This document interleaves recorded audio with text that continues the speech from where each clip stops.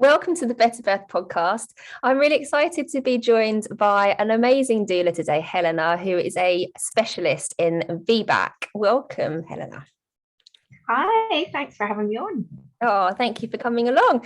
Do you want to give a little intro to our listeners about who you are and what you do? I'm a VBAC doula, and I've been a doula for 7 or 8 years now. I'm based in Edinburgh, and I work in various different parts of Scotland. I support people antenatally. Usually people that come to me want to birth outside of guidelines, so I know quite a lot about that. And I also do a course for other birth workers in VBAC and unofficial support as well for other birth workers. Amazing. So I guess my first question is going to be, what is a VBAC? Because I think we were saying before we started recording that as birth workers, we tend to abbreviate things quite a lot, and we forget that people don't necessarily know what the abbreviations are. So do you want to explain what a VBAC is? Yeah, a VBAC is vaginal birth after cesarean. So basically, if you've had one or more previous cesarean births, you can go for your options afterwards are VBAC, vaginal birth after cesarean, ERCS, which stands for elective repeat cesarean section, although it's better terminology to say planned cesarean birth. People also use the acronym CBAC, cesarean birth after cesarean, which stands for if you're going for a VBAC and it doesn't work out, you end up with a repeat cesarean. That's the main acronyms. Oh, and HBAC, home birth after cesarean. Okay, thank you. So so what is the big deal about having a VBAC? Because it gets asked a lot. I mean, even today, I was doing a live today and somebody asked about VBAC and they wanted to know VBAC stats in terms of success rates and what to do if your hospital doesn't support your choice to try for a VBAC. So I guess my question is, to start off with, is what are the risks of choosing to have a VBAC, choosing a vaginal birth after cesarean, and why would your trust potentially not support your choice to attempt to have a physiological birth? The main risk with VBAC is the risk of uterine scar rupture. So the scar from where your previous cesarean birth was done, there is an incredibly small chance that it might rupture if you have a vaginal birth after cesarean.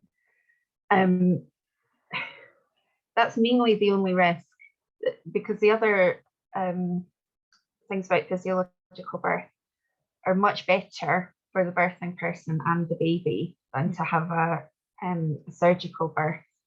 So things like physical recovery afterwards, the health of the baby's microbiome, so their gut flora after a vaginal birth. There are obviously various things that can be done to offset those if you're choosing to have a planned cesarean birth, because not everybody wants to plan a VBAC. It's all about personal choice, but usually the main risk that's discussed is the risk of uterine scar rupture. So if it's such a small risk, why are hospitals so reluctant to facilitate VBACs then? That is a bloody brilliant question. Why? I think litigation is the number one answer. I mean, we're really lucky in the UK that it's relatively easy, in inverted commas, to plan a VBAC. Somewhere like the States, some hospitals will just have a no VBAC policy and that's that, and you won't be supported at all. It's basically a fear of litigation. Hospitals put in place various policies for VBAC that are based on the NICE guidelines, the National Institute for Clinical Excellence, and the RCOG guidelines, Royal College of Obstetricians and Gynecologists. But a lot of their guidelines aren't based on evidence, so it can be really difficult when you're coming up against a health board or a health trust that's saying, well, we don't support this, or this is against our policy, or this is against our guidelines. And most people, when they're told that, will just kind of nod in disappointment and go, oh, right, okay, I better not do that then. Or I'd better do what you're saying. So I'll plan my VBAC, but only if my baby comes by my due date. Otherwise, I have to have a planned cesarean birth because that's what you're telling me. Mm-hmm. And this is why it's so important to research, isn't it? I mean, I bang on about this probably every single podcast episode because it applies to every single topic. It's so important to do your research because, none of us are saying that your healthcare providers are going to intentionally always lie to you, but they do have policies and guidelines, like you said, that are not based on evidence, or they're based on evidence which is really outdated. So you do need to kind of have your own research and stats to call upon, or have a really good birth worker that you can ask for those stats, because again, hospitals don't always provide those stats, do they? No, they don't. And the information that they do provide is, particularly in relation to the risk of scar rupture, the information is rather glib. The quoted stat is a 0.5% risk, which equates to 1 in 200 risk of scar rupture. And that's just plain incorrect. When you look at the ARCOG guidelines, it's a 45-page document.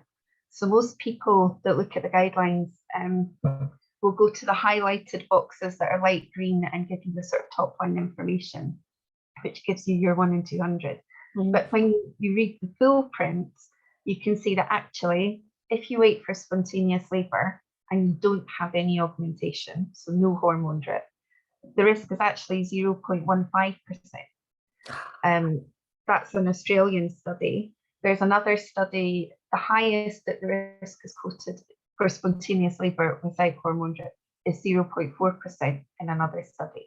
But the main one that ARCOG goes on is the Australian study, and that's 0.15%.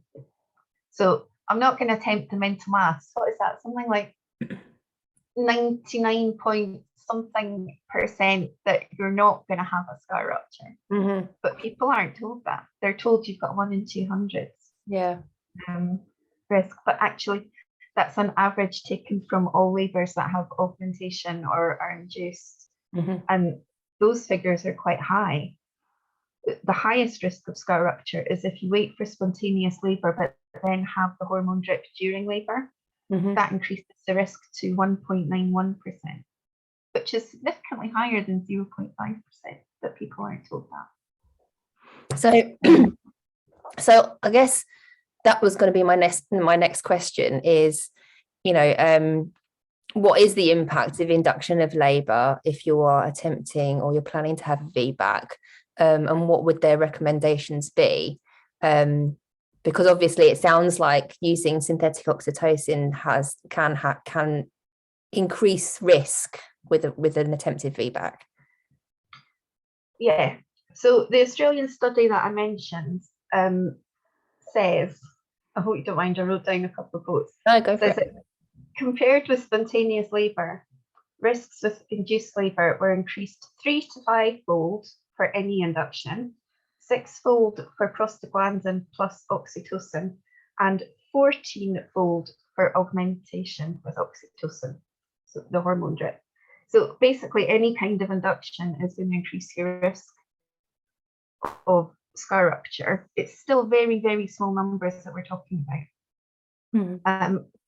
And in the UK, most hospitals don't offer induction with prostaglandin for VBAC.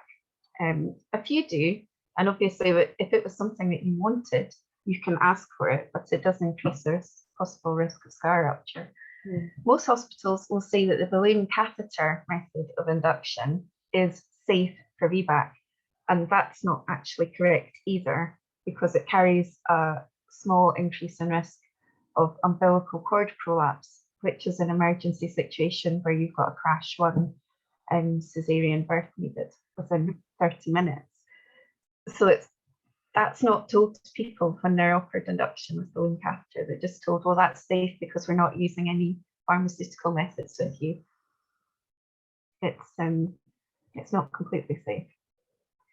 Yeah. However, the whole question of induction opens up a massive can of worms as to why would you want to be induced anyway? And I'm not talking about when there's a medical issue with the baby or the birthing person. I'm talking about when it's purely a date issue of you've reached your estimated, in capital letters, estimated due date. Mm-hmm. Why would you need to be induced? Yeah. And in fact, if we can go on and quote another study. Yeah. I'm sorry, I go stats, man. Everyone that knows me knows I love a study, so go for it. Brilliant. There was some Danish research carried out into induction because Denmark had an induction policy of only inducing at 42 weeks. And they introduced a new policy of inducing between 41 plus 3 days and 41 plus 5 days to try and reduce stillbirth rates. And actually, they found that inducing earlier didn't reduce stillbirths, and it didn't make any difference to low APGAR scores. But what it did do was double the incidence of uterine scar rupture. Mm-hmm. So being told that you should have your baby before 42 weeks because it's safer isn't really true unless there's a specific medical condition in play. If it's purely for dates, then it's rubbish. Yeah. And it's one of the most common questions that I get asked on my Instagram, on social media, is I've been told I have to have an induction because I'm over 40 weeks. Do I have to? What do you recommend? And I think majority of people don't realize that inducing because of due dates is not a medical reason to have an induction. And actually, when you look at all the other research, I think there's 2 studies actually which show that the risk of stillbirth starts to drop after 42 weeks. Mm-hmm. ONS data, the Office of National Statistics data, backs that up, that actually after 42 weeks the risk starts to decrease. Why are we inducing after 42 weeks if the risk is reducing? And the risk is already really small. Yes, it is. It's absolutely nuts. And so many of my clients come to me with birth trauma because they've had a previous cesarean section, cesarean birth that hasn't been planned. It started out as an induction. There's been a whole cascade of interventions. They've ended up with an unplanned cesarean birth trauma. Now they want to try for a VBAC, but they're not in a great place mentally because they're trying to process what's happened. Mm-hmm. And it's all so often preventable, isn't it? It's very frustrating as a birth worker to see 30,000 people a year end up with birth trauma.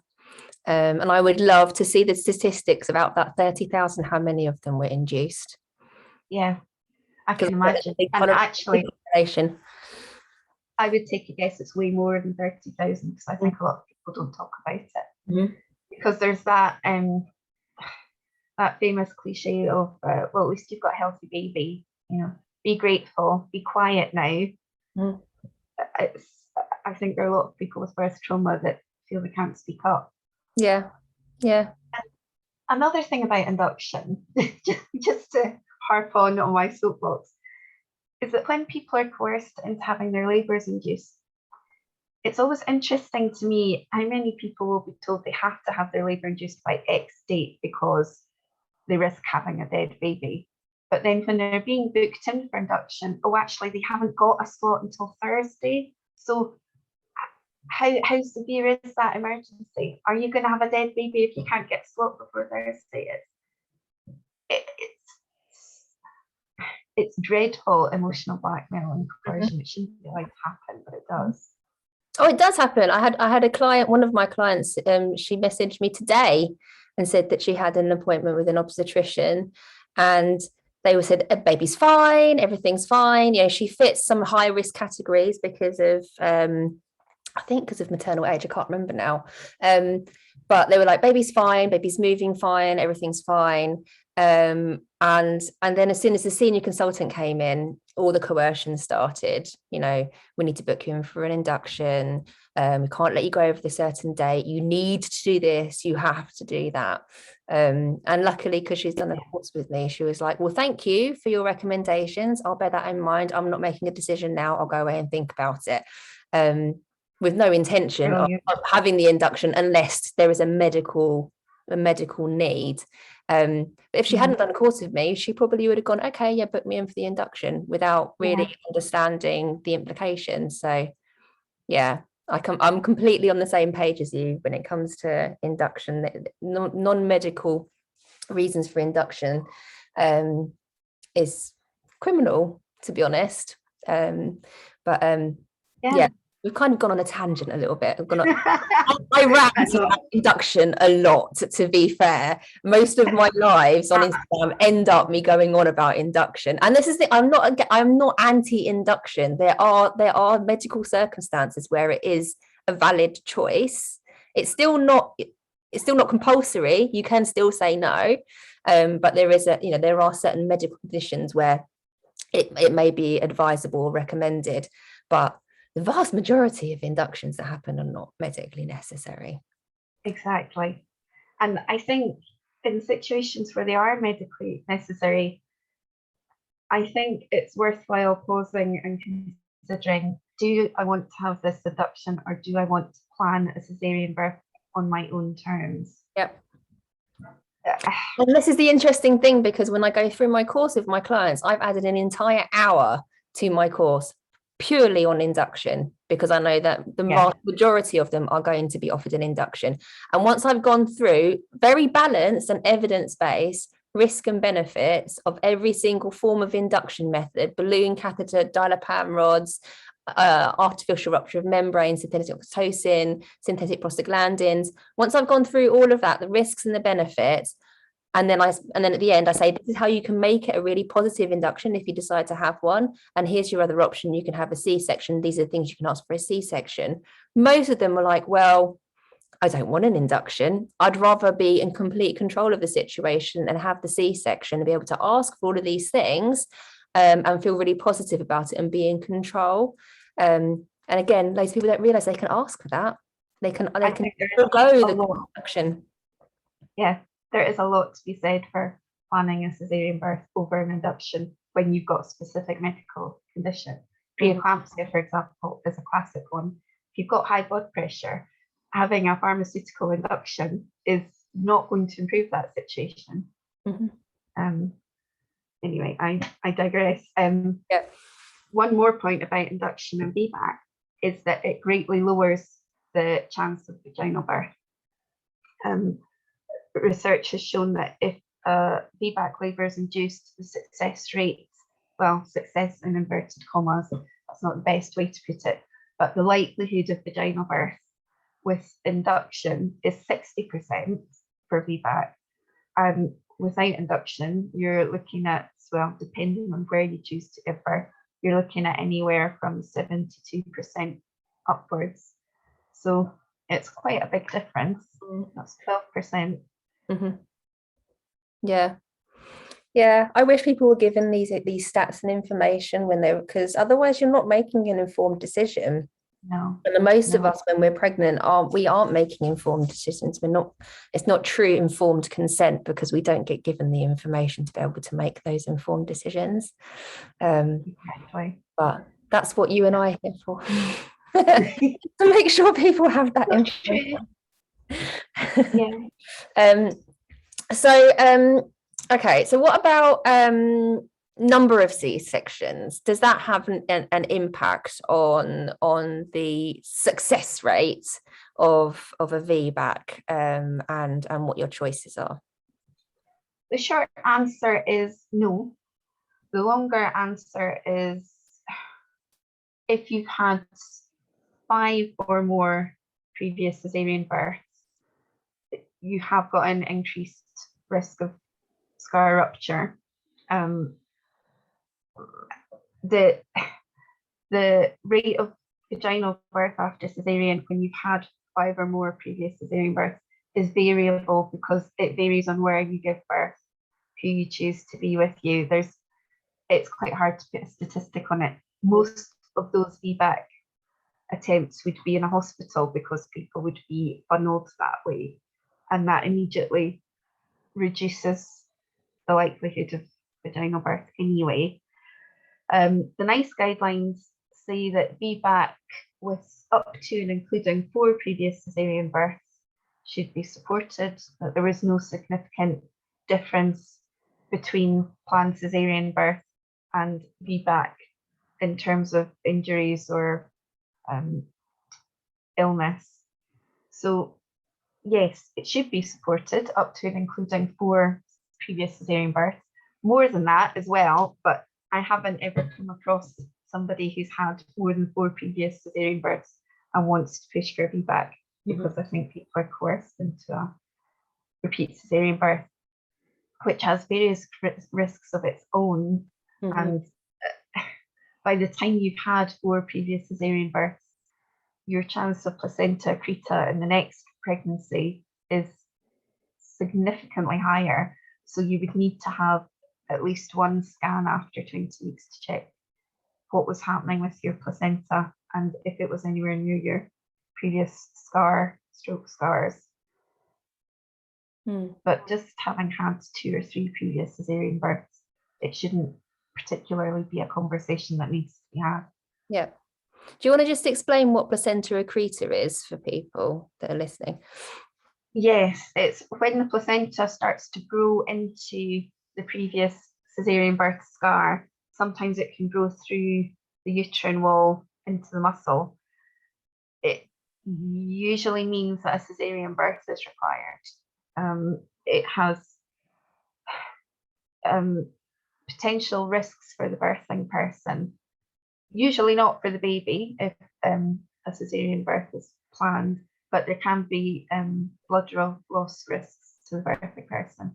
And I can't remember the percentage of death rate for birthing people, but there is I think it might be over 5% the death rate risk with severe placenta accreta. There's a spectrum of it. But yes, it's with each uterine surgery, the chances of placenta accreta increase. So it's something to be wary of, and it's something that people aren't usually told about when they're giving consent for an unplanned cesarean birth. So say you've been through your induction, you're 40 hours in or whatever, and you're told to sign the consent form for a cesarean birth. You're not usually told that this could affect future pregnancies and have potential impacts on yourself.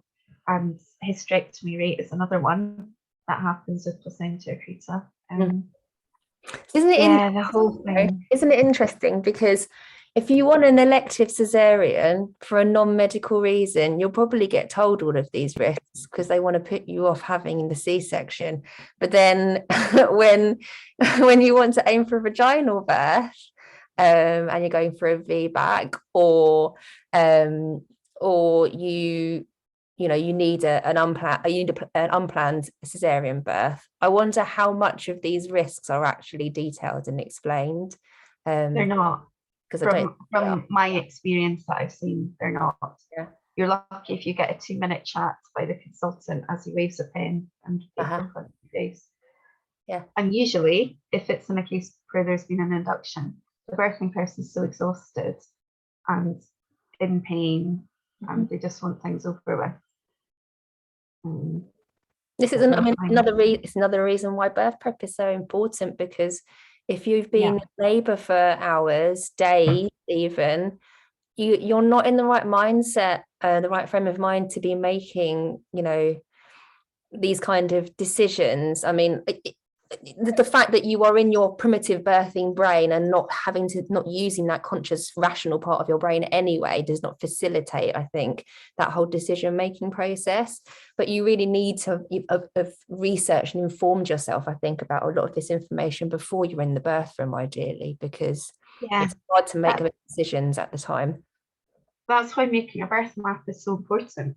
You know, when you're pregnant and you're researching all your options and making your birth map, you've got your route A for your ideal birth, but then you need to also make contingency plans. So you need to have your plan B and plan C, so that if something happens during labour that you haven't planned for, you're not making a panicked decision, because you already know the implications of, say, for example, having an epidural when if you might have chosen not to have one, but you know the options around it, then you know you're better placed to make that decision in the moment because you've already done your research.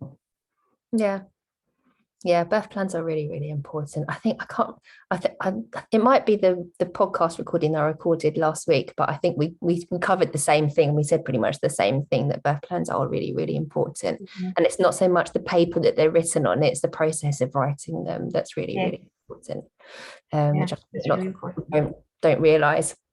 So how about home birth? Because you mentioned HBACs. Home birth after cesarean birth. Is there okay, I guess my first question is, are they supported often? And second is, what is the risk? Is there an increased risk with having a home birth, or actually is the risk decreased? The chance of having a VBAC is increased by 39% if you birth at home. That's from Canadian research published this year.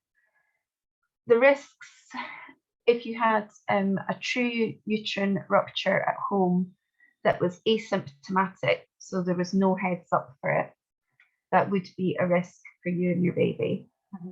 The chances of it happening at home are lower than it happening in the labour ward, because you're in a different setting and you're away from interventions.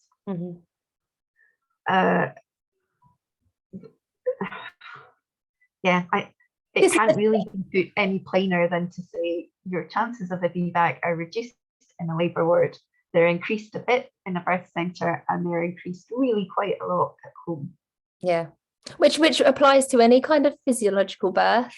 Yes, honest, doesn't it? But everybody just thinks that hospital is safer because there's doctors and midwives and medical intervention and drugs, but actually that's what derails a lot of physiological births, is all of the setting, actual physical environment, and the likelihood of being offered, or not even offered, coerced or you know, bullied into certain procedures quite often derail and you know, scupper people's attempts of a true physiological birth. And I guess that applies to VBAC as well. It does. There was a report by the Scottish Government this year, because Scotland now has the highest caesarean birth rate in the UK. We're sitting at 34.5%. And the report stated that the effects of the physical attributes of the hospital room on caregivers' behaviour and patients' health outcomes was significant.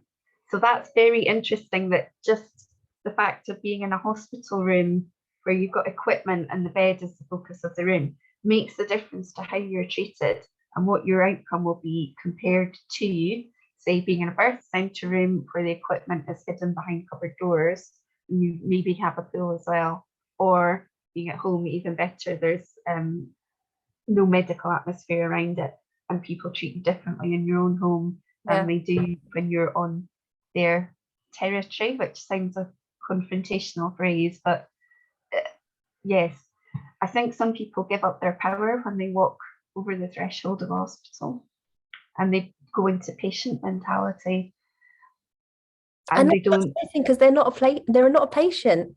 I hate the word patient because they're not ill.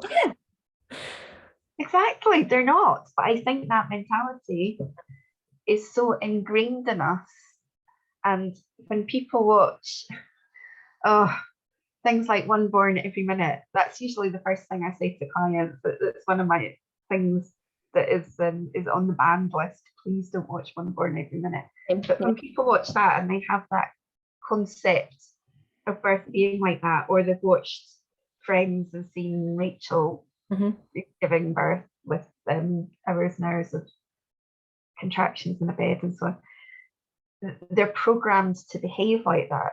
to behave like a patient and to look to a midwife or a consultant as the authority figure in the room and to be told what to do. Whereas when you're in a different setting, you feel more powerful because you don't have the patient mentality. Yeah. I wish more people wouldn't discount home as a birthplace option outright without even researching it, because it's a really valid option. Even for high risk people, there is research to show that they have better outcomes at home, which is crazy, because they get actively discouraged from having a home birth, which is really frustrating. It is frustrating, and a lot of people don't support HBAC. The language used it can be quite kind of negative, in that, you know, a midwife might say, well, we can't stop you doing that, but it's not what we would recommend. We'd rather you were in the hospital with continuous monitoring and theatre down the corridor in case you need to have another cesarean birth. Great, thanks for undermining me before I even start. You know.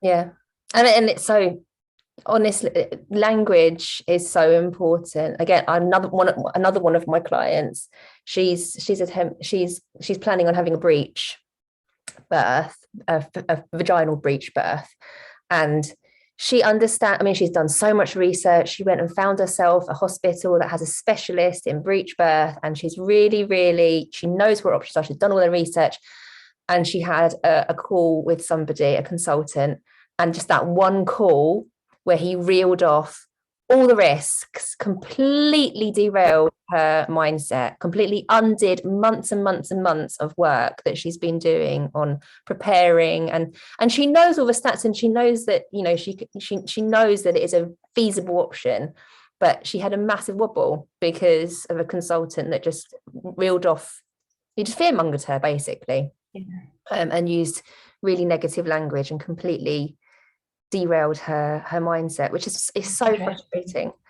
But again, I think it happens quite often. But she reached out to me, and I kind of reminded her that she knows what she's doing, and that she's done all this research and she understands it. But it is so easily undone, because we are conditioned to believe that birth is dangerous, and that's it's one of the things I talk about in hypnobirthing. It's a very strong neural pathway in our brains, which is very, very difficult to weaken and break and replace with something else. And that takes time and practice. And even me as a birth worker who's given birth at home, who had all sorts of different things that would be deemed high risk. You know, I'm classed as a geriatric mother, because I'm over 35, and I'm classed as high risk because I'm Asian, and all of these different risk factors, and I have a history of small gestational age babies. I'm Asian, of course they're going to be small, and all of these risks and things, and I had a really positive home birth, and I will still take a couple of seconds and doubt what I'm saying sometimes, and think, no, I know what I'm saying is right. I know the evidence. I know that the risk is really small, but it is so heavily embedded in our subconscious that birth is risky that I catch myself out quite often and have to pull myself up. So to expect a pregnant person who has not had the experience of doing this research for years and years, it must be incredibly difficult to kind of hold on to that mindset, I think, without the support of the birth worker. And when someone is speaking to you in a uniform and has studied X number of years at medical school, it's really hard to say, well, actually, I read this research study published this year that overturns what you're saying. It's really hard to be brave enough to say that and confident enough in your own research. But the thing is, when you've got a doula or a hypnobirthing practitioner, they set aside time every week or month or whatever to look at the latest research. Your average midwife or consultant is usually rushed off their feet and does not have the time to read the latest research, doesn't usually know about it. No, or they're following policy and guidelines from the NICE guidelines, which are based on outdated research. Don't even get me started on NICE guidelines. You know, 1940s. That is it. It's the some of the guidelines are based on research from the 1940s, and they've been superseded over and over and over again, and they still haven't updated their guidelines. It's massively frustrating. But they recently advertised for lay members because they're going to overhaul the guidelines on intrapartum care, and their current committee, it's all obstetricians. I think there's maybe a sonographer and there's a couple of midwives from high dependency units. So there's no community midwives on it. Their current lay members at that point in time had both only experienced cesarean births. So they were advertising for 2 lay members who had experience of physiological birth. And I got in touch and I was told that doulas don't fall into the category of lay people, and they don't fall into the category of healthcare professional. So doulas aren't allowed to contribute in that way, which was really frustrating. It's crazy. We have a lot to contribute. That's crazy. Yeah. And massively frustrating. Okay, so if you want to try and have a VBAC or an HBAC, and you are confronted with resistance from your trust, from your midwife, your consultant, what is a person's options? What can they do? Be assertive, say what you want and make your own choices. So to have the most control over your birth experience, I would suggest planning home birth. Even if you don't necessarily intend to birth at home. A lot of people don't realise that's an option, but if you book in your home birth, you're leaving your options open and you can do what you decide on the day. Mm-hmm. And just the point of planning a home birth increases the chance of a vaginal birth, even if you end up transferring in or choosing to go somewhere else on the day. Mm-hmm. You can also negotiate using your local birth centre. Most birth centres will say that they have a policy of not allowing VBACs. Legally, they're on a very sticky wicket with that one, so usually you can arrange a meeting and get it signed off that you're using the birth centre. If you can take a doula with you to meetings, so much the better. There's certainly precedence in my local birth centres, and it's from clients that I've negotiated with them, with the head of midwifery, to be able to get them into the birth centre. It really frustrates me when people are told no.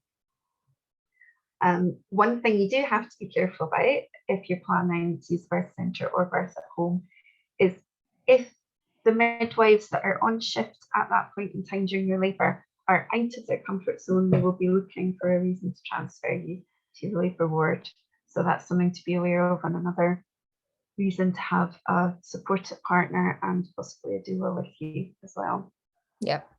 I'm getting off topic. I've gone off at a little tangent. What did you ask me? No, you were answering it. It's fine.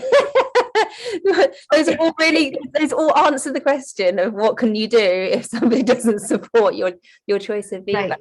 But I think having a doula, I think, is a really, really powerful step to take, I think, because particularly, I guess, with VBAC, because the risks are generally thought of as quite high, even though they're not, and because you're going to come up against resistance potentially from your healthcare providers, I think it is really good to have somebody who is knowledgeable about birth, that is unbiased and outside of the system. I think that can give you genuine evidence-based advice and support you on the day as well, which I think is really, really important.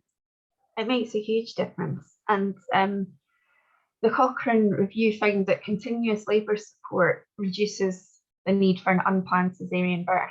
So if you have your partner with you during labour, that reduces the chance of an unplanned caesarean birth by 25%.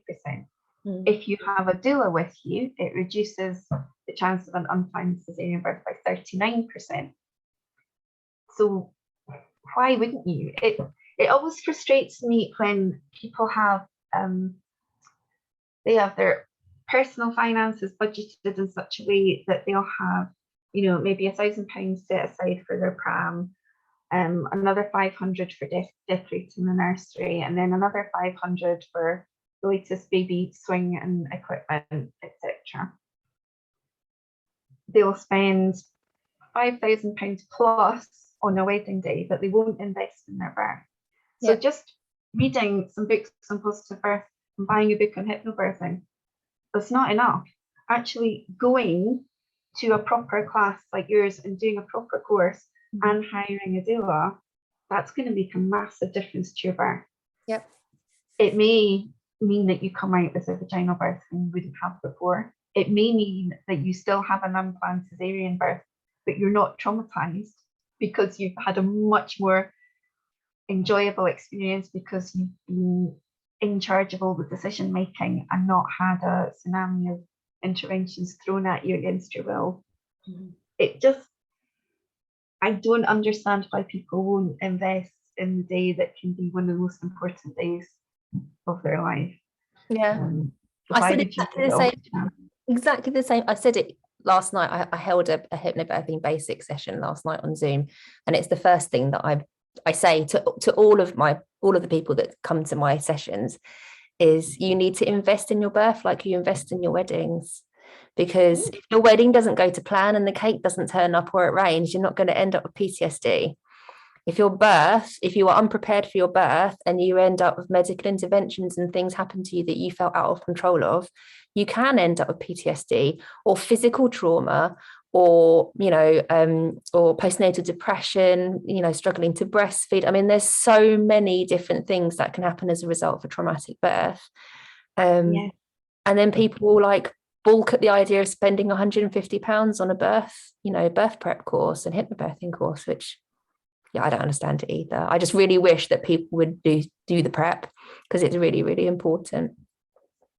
Yeah. It's so important. And it's really lovely when I get first time clients because they've obviously done that research. They know that a doula is going to help and they manage to avoid that trauma that a lot of my VBAC clients have had. Yeah.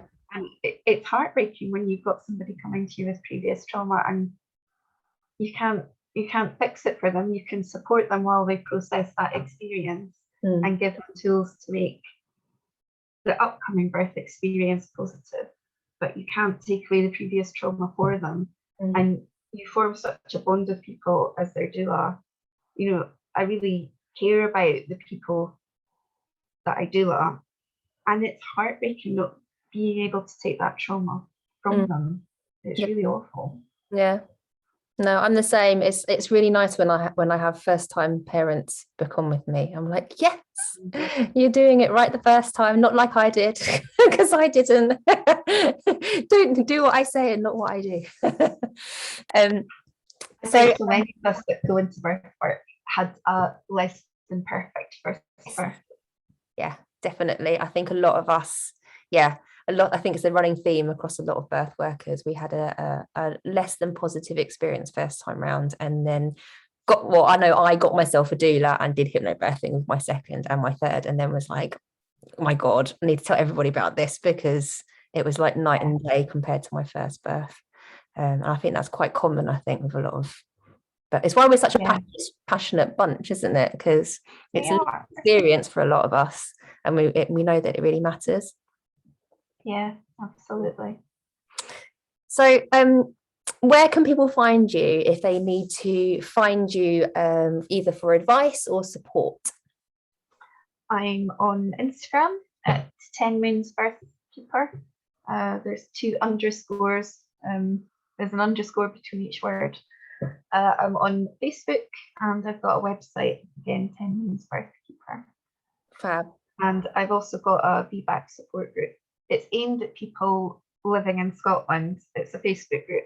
However, I'm not going to turn you down if you don't live in Scotland. It just means that I can't give you specific advice on your hospital if you're outside Scotland, because I probably won't know.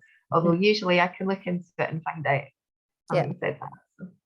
Amazing. I'll make sure that I link all of your links and social media in the bio of the podcast episode so that people can find you.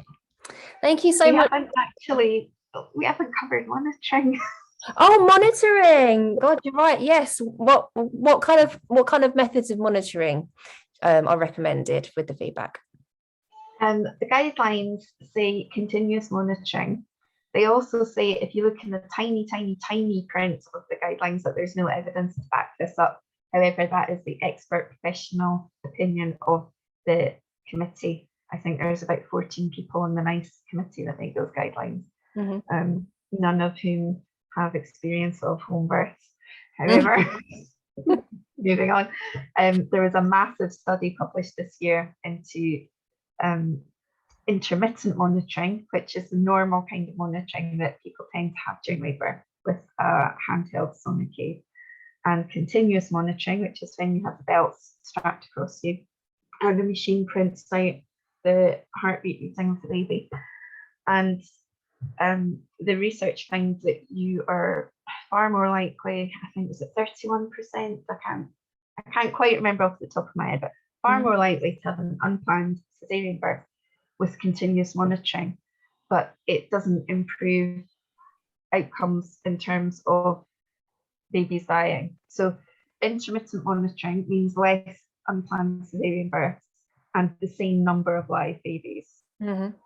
So why wouldn't you go for that? Continuous monitoring restricts your mobility, it's uncomfortable, and it often ends in an unplanned cesarean birth that wasn't actually necessary. Obstetricians like to say that continuous monitoring will pick up impending signs of scar rupture.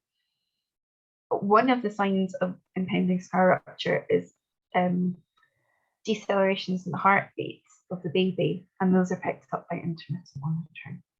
And usually signs within the birthing person highlight a problem before the baby's heartbeat does. So the mother or birthing person's pulse and temperature. I could rant for a long time about continuous monitoring. It causes a lot of harm. In all births, not just all births. In all births, it's not evidence-based. And when I tell people that in my classes, they're like, oh God, really?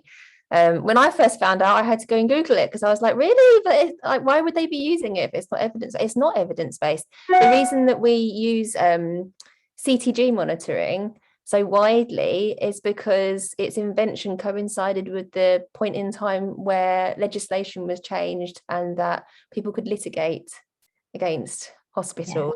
And it was used as a, oh God, we need to do something to stop being sued. So let's just shop a CTG. Everyone. Yes. And it really has very little benefit.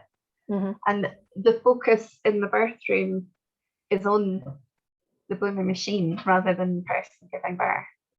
And you can't have your natural oxytocin flowing when you're in a high anxiety environment with monitors beeping and a printout right next to you of squiggly lines that's your baby's heartbeat, and you start fixating on it and worrying. Birth partners as well can quite often fixate on it. And if you've got any anxiety in the room, it's not going to bode well for your labour. Again, really frustrating. I think a lot of medical interventions are just in case and not evidence-based, and it's actually surprising once you start digging into all the different medical interventions how little are actually evidence-based. But I could fill an entire other podcast episode on that topic alone. If they just snipped out continuous monitoring, they just got rid of continuous monitoring, and everyone was able to have continuity of care with the midwife during their pregnancy and birth, our cesarean birth rates would plummet and our physiological birth rates would go astronomically high, and birth trauma would plummet. We just need people to birth at home without being induced and without CTGs, and then we'll be sorted. Easy.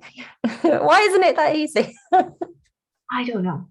2 of my births were at home and they were so much better than my hospital birth. Same.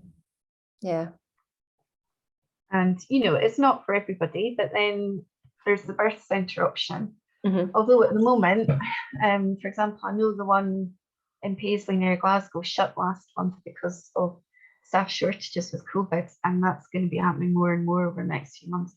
Yeah. So that can be difficult. Mhm. And if home birth services are removed again, which I think is on the cards, Yeah.